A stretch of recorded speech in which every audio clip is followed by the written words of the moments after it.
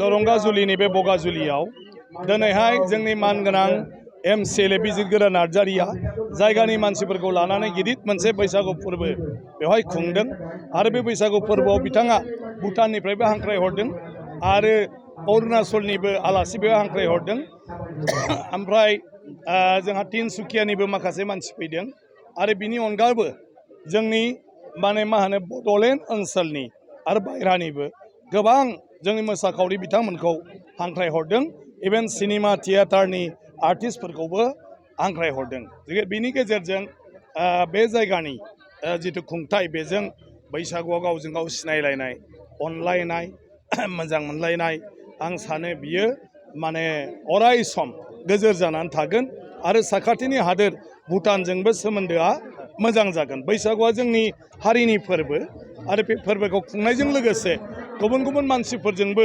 सोमोन्दोखौ मोजाङै लाखिनाया बे जोबोद गोनां आरो दिनै बिसिगि खानाय मोनसे हाबाफारि लाखिदोंमोन जोंनि समाजाव दं बिसिगि खानाय आरो सोरबा सोरखौबा बिदा लेंनाय बिमा बिफा लेंनाय बिब' लेंनाय बिनानाव लेंनाय जायहा गैया आरो बेखौबो दिनैहाय बेवहाय हाबाफारि लाखिनानै सोर सोर बिसिगि खायो एबा सोमोन्दो खालायलायो बेखौ दिनै खालामदों आरो बेवहाय भुटाननि मानसिजों आरो जोंनि बड'लेण्डनि मानसिजों दिनै बिसिगि खादों आरो बिजिरगोरा नार्जारि बिथाङा गावनो सासे भुटानिसजों बिसिगि खादों। बे बिसिगि खानायनि सोमोन्दोआ थैजों सोमोन्दो गैयाबाबो मोनसे न'खरजों सोमोन्दो बायदि अरायबो सोलियो।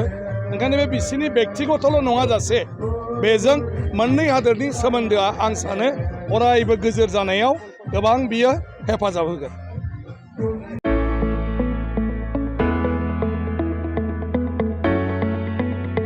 मोनसे गोजोनथाव खौरां बर' सावथुन नायनो मोजां मोनग्रा रायजो राजाफोरनि थाखाय मोनसे गोजोनथाव खौरां।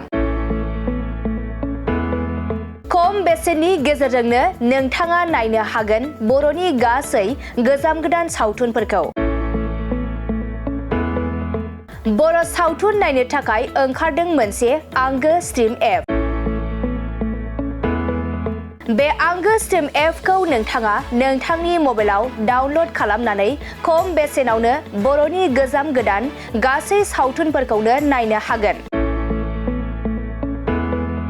लोगोसे फैबाय थानाय समावबो बड' वेब सिरिज डकुमेन्ट्रिज बायदिफोरखौबो नोंथाङा बे आंगो स्ट्रिम एपनि गेजेरजोंनो नुनो मोनगोन।